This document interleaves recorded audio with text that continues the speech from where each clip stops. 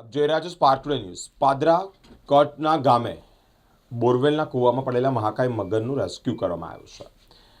વિરજય કોટના ગામ નજીક નદી કાંઠે પાણી માટે બનાવેલા બોરવેલના ઊંડા કૂવામાં એક મહાકાય મગર પડ્યો હોય। ઘટનાની જાણ થતાં પ્રાણી જીવ રક્ષક સંસ્થાને જાણ કરવામાં આવી। સંસ્થાની ટીમ વન વિભાગના ફોરેસ્ટ અધિકારી સાથે તાત્કાલિક સ્થળ પર પહોંચ્યા છે। ટીમે બચાવ કામગીરી હાથ ધરી છે। મહાકાય મગરને સુરક્ષિત રીતે કૂવામાંથી બહાર કાઢ્યો છે। મારું નામ આર્ય રોકી છે।